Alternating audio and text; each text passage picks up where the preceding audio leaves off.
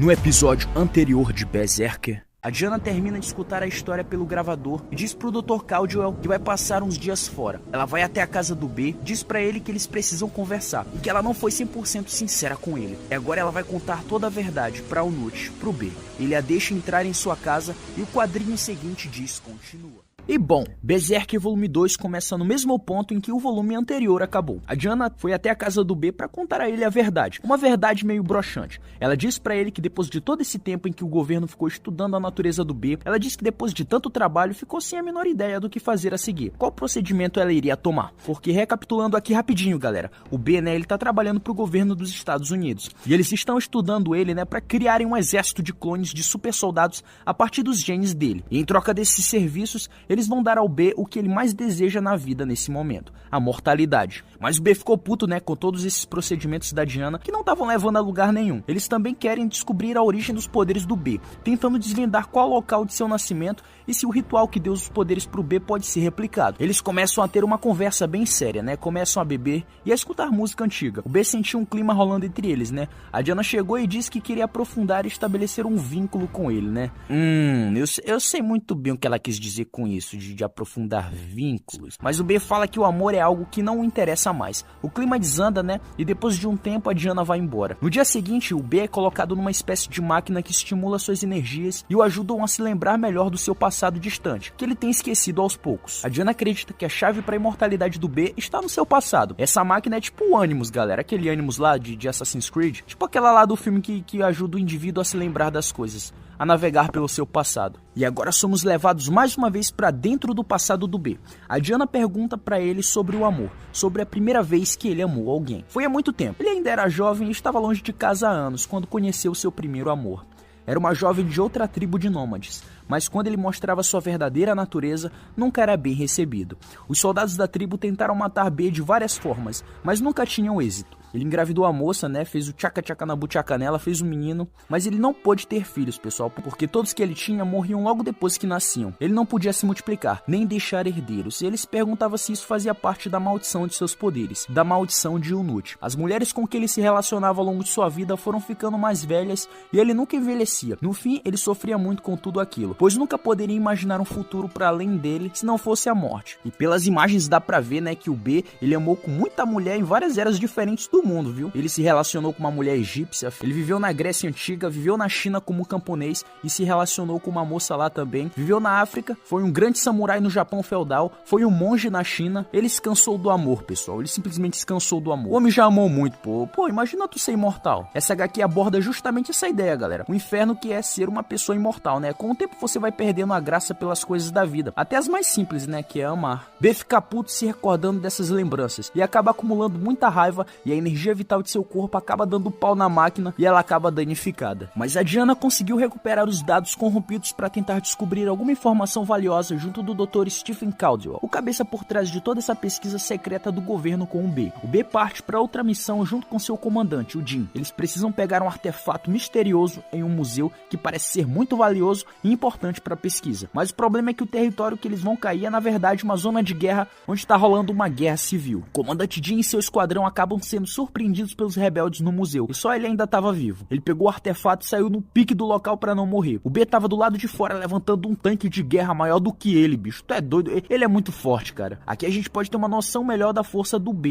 além de ser muito resistente também. O míssil é lançado e o B pega o projétil com a mão, com a fucking mão, galera, e joga de volta no tanque. O comandante pega o B no chão e joga ele no helicóptero, mas quando eles estão prestes a fugir, outro míssil é disparado na direção deles, e eles pulam do helicóptero caindo numa floresta. O comandante se fere bastante no processo, tendo partes do corpo furadas com galhos grandes de árvore. Aquele território é perigoso e eles poderiam começar uma nova guerra mundial se fossem capturados e tinham que sair dali o mais rápido possível. O comandante manda as coordenadas deles pro QG e eles vão até o encontro. No caminho, B se recorda de várias memórias e fases de sua vida em que ele teve em uma história com algumas pessoas. Durante à noite, o B ele pega uma erva medicinal e faz um curativo na ferida de seu comandante, ajudando ele. Ele tem muito conhecimento sobre isso, né? Um verdadeiro prodígio. No dia seguinte, o B já estava quase todo curado dos ferimentos, graças ao seu fucking fator de cura, né? Que é absurdo isso aqui. Os dois começam a bater um papo legal, né? Quando passaram um tempo juntos. E o comandante perguntou por que o B escolheu o lado deles, do governo, né? O B explica que tem um limite de árvores e pedras que ele pode socar para acalmar seu lado berserk, mas não adianta. Ele diz que os protocolos da Diana o ajudam a se controlar melhor. O B explica como se manteve oculto por muito tempo, como manteve o anonimato sem ser descoberto e incluído na história da humanidade. Ele se escondia na violência, como um samurai, como um guerreiro de Esparta,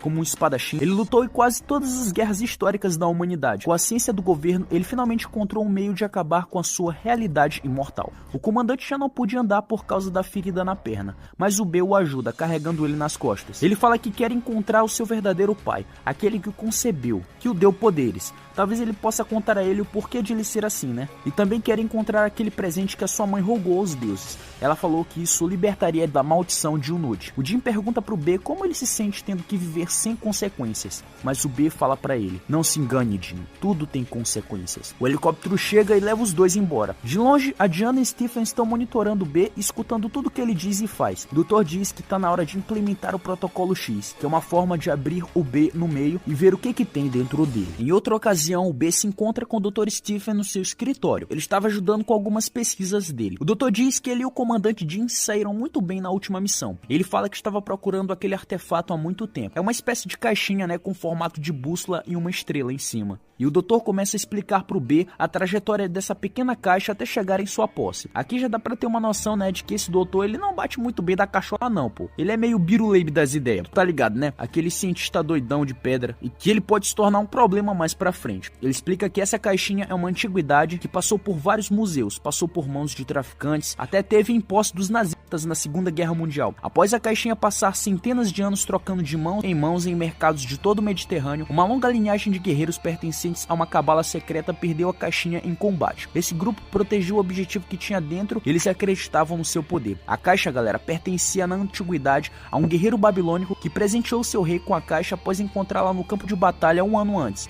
na Batalha da Babilônia, uma grande guerra na qual o B estava presente. O objeto em questão, pessoal, que estava dentro da caixa era na verdade uma mão velha e suja do B, que fora cortado de seu corpo. Ele havia perdido no confronto da batalha. O doutor explica que ali, logo após aquela mão ser coletada e confinada na caixa, uma nova religião nasceu, uma seita que iria adorar o B por terem descoberto que ele era imortal. Apesar de todo o esforço do B, né, de passar despercebido pelas eras, se escondendo em confrontos e grandes guerras. E essa seita ainda existe até os dias de hoje, pessoal, na história. Seus membros têm um só propósito, que é se tornarem iguais ao B, se tornarem imortais. O B fica se perguntando como que o Dr. Caldwell se envolveu nisso tudo. Então o doutor se lembra do seu pai, que também era um cientista arqueólogo, e aquela não era uma boa lembrança. Ele diz que continua seguindo os passos de seu pai. E o que dá pra entender dessa cena, galera, é que o pai do Caldwell fazia parte dessa seita de pessoas, né, que adoravam o B e sabiam da existência dele. E logo o doutor quer continuar o que o pai dele começou, né? Eles estão em busca dessa mortalidade do B. Ele buscou informações sobre o B por toda a sua vida. Nas lembranças que aparecem na cena, o Caldwell chegou até a matar pessoas só pra conseguir tais informações, só pra vocês terem uma ideia de como o cara é doidão. Ele diz pro B que esse é o trabalho da vida dele, estudá-lo e descobrir a origem dos seus poderes, até porque lá no fundo, como um seguidor dessa seita, o Dr. Caldwell também deseja se tornar imortal também. E além disso, ele quer descobrir mais informações sobre as eras cegas da humanidade, né, pelo qual o B passou, onde nos livros históricos tem poucas informações, mas o B parece não colaborar muito, né, porque a maioria das coisas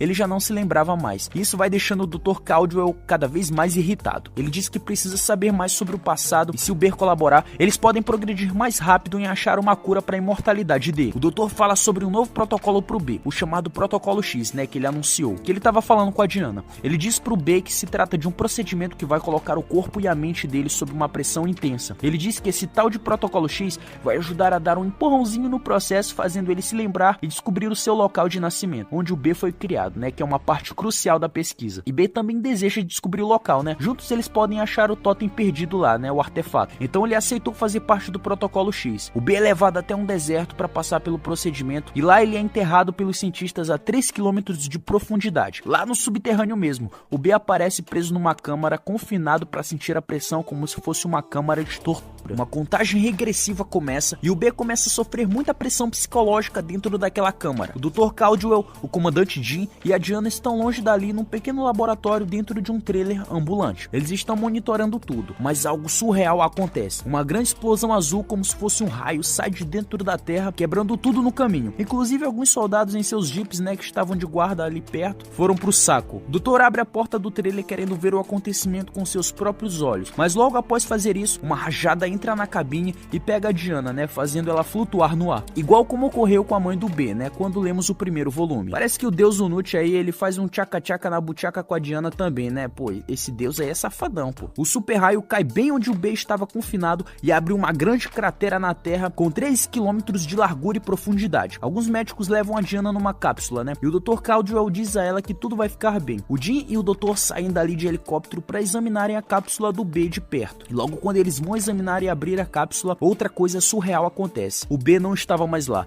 ele havia desaparecido. Ou seja, o protocolo X funcionou ou não? Nos quadrinhos seguintes, pessoal, vemos o mundo retrocedendo, mostrando os anos se passando, só que no sentido contrário, né? É uma loucura, galera. O Dr. Caldwell passou as próximas 31 horas sem dormir estudando esse fenômeno inexplicável. E os superiores ficaram putos com ele, né? Por eles terem perdido o seu recurso mais valioso, né? Que era o B, que tinha acabado de desaparecer no protocolo X. O doutor explica a teoria do que pode ter acontecido com B aos seus superiores. Ele diz que o Nut liberou uma nova energia nesse protocolo X, que fez ele romper a dimensão quântica e que está fazendo seu primeiro contato retrocedendo através do espaço e do tempo. O B ficou tipo o Dr. Manhattan, meu irmão. O Dr. Manhattan de Watchmen, galera. Todo azulão lá e com os raios cósmicos ao redor de sua aura. Numa espécie de vazio, o B se encontra vagando pelo infinito. Ele chama pelo seu pai tentando descobrir se ele está por ali. O doutor ainda tem um plano para se comunicar com o B, do outro lado da dimensão quântica. Ele tem um rádio que é capaz de fazer isso, mas ele vai precisar da Diana. Ela ficou em coma depois daquele ocorrido e estava numa espécie de aquário com tubos injetados nela. O doutor se aproxima e a chama pelo nome. E ela acorda do coma, abrindo os olhos e dessa vez suas pupilas estão negras. Algo aconteceu com a Diana, ela agora parece diferente. E o volume termina aqui, pessoal, com esse gancho do B preso em uma dimensão quântica e a Diana com poderes? Ao que tudo indica, sim. Será que o B vai conseguir falar com seu verdadeiro pai? Quem é o pai do B? Quem é o Nut?